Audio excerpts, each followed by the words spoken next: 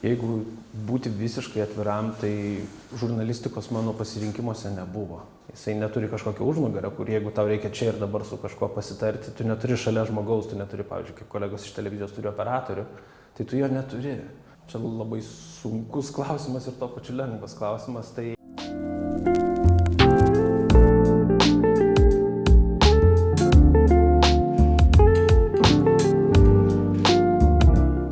Aš esu Klaipėdos universiteto pirmo kurso žurnalistikos studentas Rapolas Aniškis ir šiandien kalbuosi su Klaipėdos universiteto absolventu, LRT radijo reporteriu Pauliumi Selezniovas. Labą dieną. Sveiki, Rapolai. Susitinkame šiandien Klaipėdos universiteto medijų laboratorijoje. Šis universitetas jums yra vis tiek pažįstamas, jūs čia baigėte žurnalistikos studijas, tai kokios emocijos kelia prisiminimai apie studijų etapą? Kai dar aš studijavau, tai fakultetas dar buvo Minijos gatvėj ir medijų laboratorija buvo šiek tiek kitoj vietoj, tai dabar smagu ateiti į vietą, kuri man yra nematyta, kur neteko būti. Bet jeigu kalbėti apie patį studijų etapą, tai jisai buvo mano paties pakankamai toks padrikas, sakyčiau, nes dar studijuodamas antrame kurse aš jau pradėjau dirbti ir tos studijos šiek tiek keliavo į antrą planą, tai teko vėl sugrįžti, derinti studijas ir darbą žiniasklaidoje, kas ne visada būdavo lengva, bet džiaugiuosi, kad pavyko baigti, džiaugiuosi, kad galiausiai pavyko gauti tą žurnalisto diplomą ir už tai turbūt turiu būti dėkingas ir dėstytojams, kurie su manim dirbo, ir kolegoms, kurso kolegoms, kurių turėjau net 2, nes kurį laiką teko stabdyti ir studijas, bet galiausiai baigiau jas, tai turbūt galiu dėkoti ir Klaipėdos universitetui už tai, kad šiandien galiu dirbti žiniasklaidoje ir tikiuosi, kad daryti tą gerai. Kodėl pasirinkote būti žurnalistikos studijas? Ar tai buvo pirma jūsų opcija, gal seniai svajojote apie tai, ar tai buvo toks labiau spontaniškas sprendimas? Jeigu būti visiškai atviram, tai žurnalistikos mano pasirinkimuose nebuvo. Aš po 12 klasės, kadangi esu klaipėdietis nuo gimimo ir jūra, uostas man kažkaip atrodė gerokai patrauklesnis, perspektyvesnės sritys, tai po 12 klasės aš įstojau ne į Klaipėdos universitetą, aš įstojau į jūrų transporto logistikos technologijas jūreivystės mokykloje, 2 metus mokiausi ten, bet supratau, kad tai yra ne mano sritis, braižyba, chemija, fizika, tikslieji mokslai, tai buvo visiškai ne man ir nusprendžiau, kad tas studijas mesiu ir galbūt tėvų reakcija buvo tokia, kad kaip tu dabar gali mesti studijas, tai ką tu dabar darysi gyvenime. Ir aš tada atsigręžiau, galbūt čia mano buvo toks protesto pasirinkimas, aš atsigręžiau į tai, ką man mama sakydavo nuo kokios 10 klasės, kad tau gerai sekasi kalbėti viešai, tu gerai dėstai mintis tiek žodžiu, tiek raštu, tau reikėtų pabandyti stoti į žurnalistiką. Ir aš galvoju, gerai, aš įstosiu į žurnalistiką, bet jeigu aš nebaigsiu, jūs būsit kalti. Aš pabandžiau, jūs man siūlėt, aš pabandžiau, ką jūs man siūlėt. Tai mano buvo maždaug, sakyčiau, labiau toks protestas, bet tas protestas gavosi pakankamai sėkmingas, turbūt galėčiau sakyti. Džiaugiatės savo sprendimu? Tuo metu galbūt nebuvo to džiaugsmo, galbūt net ir nebuvo labai gerai apgalvotas sprendimas, bet jeigu reikėtų šią minutę atsakyti, tai turbūt taip džiaugiuosi, kad paklausiau to mamos, tėvų patarimo ir šiandien galiu sakyti, kad esu žurnalistas. Kaip atrodė pirmieji jūsų žingsniai darbo rinkoje, kas sakėte, kad jau studijuodamas pradėjote dirbti, ką veikėte, ką užsiėmėte tada? Jo, mano tėtis gal buvo kiek skeptiškas ir sakė, kad baigę žurnalistiką Klaipėdoje tu neturėsi darbo. Tai būtent dar būdamas pirmo kurso studentas, berods vos baigęs pirmą kursą, pamačiau, kad Baltikum televizija, kuri tuo metu dar turėjo naujienų tarnybą, ieško žurnalisto. Aš išsiunčiau gyvenimo prašymą, kas buvo gal kiek naivu, nes aš buvau ką tik baigęs pirmą kursą. Ir po gero pusmečio aš sulaukiau tik skambučio. Tai buvo gruodžio mėnuo. Tai nuo vasaros iki gruodžio geras pusmetis ir aš net pats nustebau, kad aš siunčiau gyvenimo prašymą, bet mane pakvietė pokalbį, mane pakvietė pasibandyti, turėjau tokią bandomąją užduotį, tai sukurti reportažą tam tikrą temą, įsivaizduoti, ką aš maždaug norėčiau kalbinti, kaip aš sukčiau, kaip aš kreipčiau. Tai po tos praktinės užduoties kitą dieną pakvietė tiesiog pabandyti su jau esamais dirbančiais žurnalistais išvažiuoti į reportažą, pasižiūrėti, kaip tai atrodo, kaip visa tai vyksta praktikoje, kaip viskas tai atrodo realiai. Ir po kelių dienų jau gavau tokių mažesnių darbelių, tai gatvės apklausa žmonių, pakalbinti vienu ar kitų klausimų ir po truputėlį taip apšylant kojas jau pradedi nuo lengvesnių temų, nuo kažkokių švelnesnių reportažų, sakykim taip, ir po truputį tuos pirmosius žingsnius dedi. Nebuvo sunku taip iš karto, taip anksti, jaunam amžiuje dar įsilieti taip žurnalistinę veiklą. Sakykim, kad galbūt buvo praėję jau šiek tiek laiko nuo mokyklos baigimo, nes kaip ir minėjau, 2 metus mokiausi jūreivystės mokykloje, tada šitą tokią pauzę, tai bijau sumeluoti, bet galbūt 24 aš pradėjau dirbti žiniasklaidos priemonėje. Tai be abejo, tai yra nauja, tai yra sunku, tai yra nepažįstama. Patys pirmieji tie žingsniai, tu dažniausiai net nesi labai savarankiškas, tu nežinai, į ką kreiptis, kam skambinti, nuo ko pradėti. Tai labai reikėjo ir to palaikymo, ir tos pagalbos iš šono, kas turbūt, yra natūralu, kad kai tu atsiduri kažkokioj naujoj vietoj, nepažįstamoje aplinkoje, tai tu gal šiek tiek ir esi toks pasimetęs, nežinai, kaip elgtis, ką daryti, tai turbūt svarbu ir tai, kad būtų kas iš šono palaiko ir neleistų pasiduoti, nuleisti rankų ir tiesiog motyvuotų bandyti toliau. 2020 metais jūs tapote LRT radijo reporteriu Klaipėdoje, čia dirbate iki šiol. Kaip atsidūrėte šiose pareigose? Čia irgi, sakyčiau, turbūt buvo netikėtumas, galbūt man pačiam. Baltikum televizijoje karjerą baigiau 2019 metais. Tuomet tapau Klaipėdos universiteto atstovu spaudai ir lygiagrečiai dirbau futbolo klubo Atlantas atstovu spaudai. Dabar šito futbolo klubo jau nebėra, bet kadangi man futbolas buvo artimas visą gyvenimą ir pats sportavau dar mokykloje, tai man buvo labai įdomu pamatyti tą virtuvę, bet Atlantas bankrutavo, taip jau sutapo ir teko žvalgytis kažko kažkur. Ir dabartinė mano kolegė, dirbanti LRT televizijoje, Jovita Gaidžauskaitė, jinai man pasiūlė pabandyti tiesiog nusiųsti gyvenimo aprašymą ir pabandyti kandidatuoti į radijo reporterio vietą. Nors tuo metu radijas net neieškojo žmogaus. Radijas neturėjo žmogaus, bet jo ir neieškojo. Aš išsiunčiau kartą, negavau jokio atsakymo, tada gavau paraginimą pabandyti dar kartą išsiųsti gyvenimo aprašymą, pabandžiau dar kartą, sulaukiau atsakymo, gavau kvietimą atvykti į Vilnių pasikalbėti. Atvykau į Vilnių, pasikalbėjom, pirmiausia, gavau pasiūlymą bandomajam laikotarpiui, o po bandomojo laikotarpio prasidėjo tas laikotarpis, kuris tęsiasi iki šios dienos. O ką veikia radijo reporteris? Gal čia tik nupasakot savo darbo specifiką? Radijo reporteris, ką veikia? Radijo reporteris regione ir Vilniuje turbūt labai skirtinga darbo specifika, nes Vilnius vis tiek yra šalies sostinė, kur yra daugiausiai įvykių, daugiausiai aktualijų, kur yra visa politinė vadovybė ir Vilniaus radijo reporteriai, mano kolegos Vilniuje, jie tikrai dirba labai sunkiai ir labai įtemptai, nes dažniausiai rytinio susirinkimo metu mes išsidaliname darbus, mes siūlome, kas ką norėtų tą dieną daryti. Tai kolegoms dažniausiai savo siūlymus tenka pasilaikyti, nes jie turi reaguoti į įvykius, kurie vyksta tuo metu Vilniuje, tą dieną Vilniuje ar aplink. Bet dirbant regione, dirbant Klaipėdoje, mes neturim tiek daug tų įvykių, kurie čia būtų kasdien, kad reikėtų kasdien kažkur lėkti, kažką daryti, tai tau tada jau tenka jungti fantaziją ir ieškoti temų. Na, pavyzdžiui, šis rytas prasidėjo nuo to, kad susirinkime buvo nuspręsta, kad mes privalom pasidomėti, kaip velykiniai kiaušiniai, plastikinė velykinė kiaušinio pakuotė, kurios yra Rusijos vėliava, šiuo metu yra pardavinėjami vienoje lietuviško tinklo degalinėje. Tai tu tiesiog gauni savo užduotį, o tada jau yra tavo improvizacija, kaip, ką tu darysi, kur tu važiuosi, su kuo tu kalbėsies, ką tu darysi. Ir bent jau mūsų atveju, tai prioritetas yra kuo greičiau tą informaciją paduoti žinių vedėjams, perduoti žinioms. Toliau mes turime dienos eigoje 3 laidas, tai yra rytinė, dieninė ir vakarinė laida.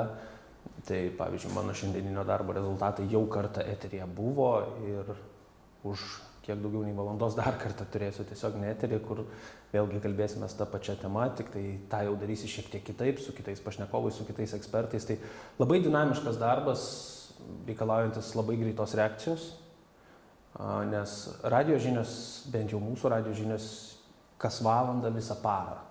Tai jeigu kažkas nutiko 14 val. 40 minučių, tikėtina, kad 15 val. Tu jau turi referuoti apie tai žiniose ir tu neturi prabangos laukti iki 18:30 ar panoramos, nes tavo darbo specifika truputėlį kitokia. Tai pavyzdžiui, paieškojus jūsų straipsnių ar įrašų internete, akis krenta itin didelė temų įvairovė. Gal yra kažkokios temos, sritis, kurias labiau orientuojatės? Tai čia vėlgi turbūt tas yra darbo regionuose arba privalumas, arba būtinybė, kad tu turi gebėti gaudytis visose temose, nes tu negali pasakyti savo vadovui, savo redaktoriui, kad aš nesidomiu politiką, aš šiandien šitos temos nedarysiu, nes nėra žmogaus, kuris padarytų už tave. Lygiai taip pat verslo temos, man jos nėra labai artimos, man tikrai pakankamai sunku verslinės temas padaryti, bet jeigu reikia, tu jas darai. Tai neturi pasirinkimo. Tai tas temų spektras yra labai platus. Nuo pajūrio gelbėtojų kainų, paplūdimiuose, viešbučiuose, kavinėse, sporto, kai Lietuvos vyrų krepšinio rinktinė atvažiuoja kiekvienais metais ruoštis kažkokiam čempionatui į pajūrį, politinės aktualijos ir visi kiti dalykai. Tai tas temų spektras yra platus ir tu negali dirbdamas regione sau leisti kažko nenorėti, kažko nesidomėti ir kažko neišmanyti. Apie jūsų darbas neapsiriboja vien buvimu Klaipėdos regione ir Lietuvoje. Žiniasklaidoje galim pastebėti jūsų reportažų ir iš užsienio, pavyzdžiui, kažkada ir pat mačiau jūsų reportažą Rumunijos, kai nukrito rusiškų dronų nuolaužos ten, arba iš Suomijos ir Rusijos pasienio. Norėčiau paklausti, kokią dalį jūsų veiklos užima darbas užsienyje? Tai nėra labai didelė darbo dalis, bent jau mano asmeniškai. Labai džiaugiuosi, kad vadovai pasitikė ir bent kartą metuose leidžia kažkur nuvykti. Tiesa, praėję metai buvo gal kiek gausesni, tai būtent buvo ir minėta Rumunija, kur buvau Rumunijos Ukrainos pasienyje, vėliau Suomija, kur teko irgi lankyti Suomijos Rusijos pasienyje. Tai šitos patirtis irgi labai augina, nes turbūt reikia suprasti tą, kad radio reporteris yra vienas žmogus. Jisai važiuoja vienas, jisai neturi kažkokio užnugario, kur jeigu tau reikia čia ir dabar su kažkuo pasitarti, tu neturi šalia žmogaus, tu neturi, pavyzdžiui, kaip kolegos iš televizijos turi operatorių, tai tu jo neturi.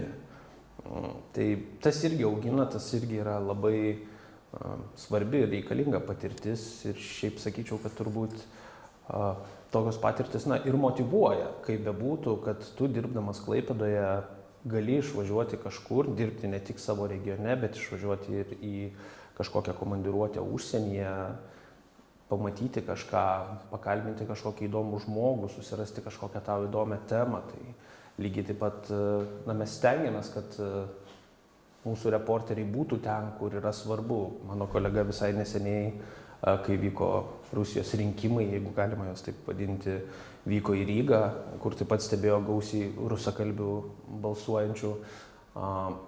Visai netrukus minėsime 20-metį narystės NATO.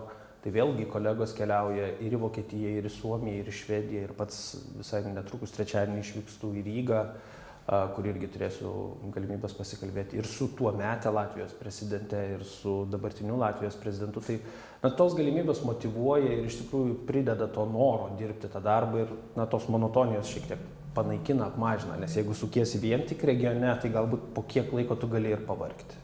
O kas jūs labiausiai žavi jūsų darbe? Koks aspektas? Vieną aspektą būtų turbūt labai sunku išskirti, bet galbūt sakyčiau tas dinamiškumas ir monotonijos nebuvimas, nes nors atrodytų kiekviena diena prasideda taip pat, tu kiekvieną rytą ateini, 9 ryto su kavos puodeliu sėdi prie kompiuterio, jungiasi į susirinkimą nuotoliniu būdu, pamatai kolegas, pabendrauji, pasilabini ir keliauji į darbus, bet kiekviena diena vis tiek yra kitokia. Kiekvieną dieną tu sutinki naujus žmonės, tu bendrauji su kitais žmonėmis, tu bendrauji visiškai kitomis temomis. Tai galbūt tas monotonijos nebuvimas ir tas dinamiškumas turbūt ir yra tas variklis, kuris pakankamai motyvuoja ir turbūt labiausiai šitam darbė ir džiugina, kad nėra tos rutinos. Kokios asmeninės savybės jūsų požiūriu būtina žurnalistai, be ko net neįmanomas būtų žurnalistinis darbas? Čia labai sunkus klausimas ir tuo pačiu lengvas klausimas. Tai pirmiausia, aš sakyčiau, kad reikia noro. Noro daryti, noro domėtis. Nes jeigu tu nenori, bet kokį darbą, jeigu tu nenori jo daryti, tai turbūt bus labai sunku jį daryti. Tai šituo atveju turbūt irgi pirmiausia yra noras, o visa kita turbūt, galima išsiugdyti. Tai lygiai taip pat turbūt pripranti sekti tas aktualijas, pripranti domėtis. Dar gal smalsumas ir ką pastebiu, kad yra kolegų, kurie galbūt bijo klausti nepatogaus klausimo. Tikrai yra situacijų, kai tu susiduri akis į akį su žmogum, kurį tu kalbini ir jis yra, už darbo sienų, jis yra tavo bičiulis, jis yra tavo draugas. Ir gal nemalonu klausti kažkokio nepatogaus klausimo, bet tai yra tavo darbas. Ir yra žmonės, kurie atskiria, kad, čia yra Paulius, kuris dirba ir čia yra Paulius, kuris susitiko su manim vakare mieste. Yra žmonių, kurie neatskiria. Tai iš tikrųjų reikia gebėti taip pat irgi atskirti ir kas yra darbas, kas yra poilsis, kas yra žmonės, su kuriais tu dirbi, kas yra tavo pašnekovai ir kas yra tavo draugai, nes tų draugysčių, sakykime, darbinėje aplinkoje geriau, kad nebūtų.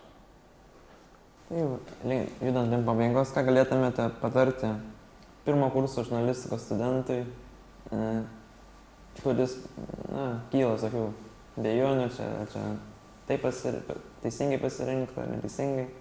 Kaip optimistiškai žiūrėti į ateitį pirmo kurso studentui? Turbūt patarčiau pirmiausia galvoti apie tai, kad pirmas kursas dar tikrai nėra vieta galvoti, kad aš pasirinkau neteisingai. Nes man irgi reikėjo 2 metų, kad aš suprasčiau, kad logistikos technologijos yra ne mano dalykas. Tai manau, kad reikia ieškoti tų pozityvių ženklų, neieškoti to, kas nepatinka ir negalvoti apie tai, kad aš padariau kažką negerai, o paieškoti, kas patinka ir kas mane motyvuoja, kodėl aš šiandien esu čia, kodėl aš esu pirmo kurso žurnalistikos studentas.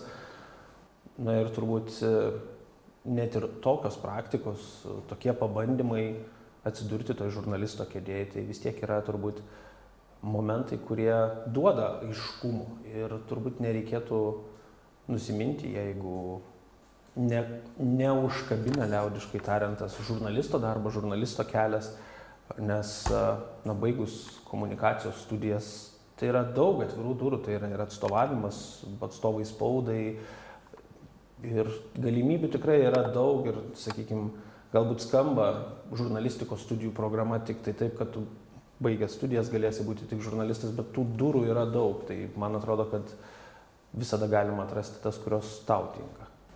Ir paskutinis klausimas. Ko palinkėtumėte Lietuvos žmonėms? Ko jums atrodo šiuo metu trūksta visuomeniai Lietuvos labiausiai?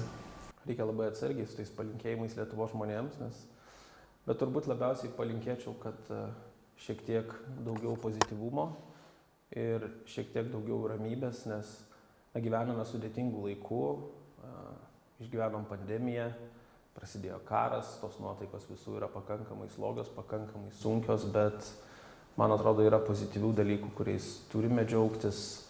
Aišku, mes negalime nematyti ir negirdėti to, kas vyksta visai netoli mūsų ir tas fonas turbūt yra labai negatyvus, bet turbūt reikia džiaugtis ir tuo, kad mes šiai dienai esame saugus ir kad ne mūsų artimųjų, ne mūsų draugų namus griauna atskrendančios raketos, tai man atrodo, kad reikėtų šiek tiek pozityviau žiūrėti į viską. Aišku, palaikykim Ukrainą ir tikėkime, kad tas blogis bus sustabdytas ten, kuris dabar yra ir Europa gyvens saugiai. Tai čia pozityvia nata galime baigti. Ačiū. Ačiū.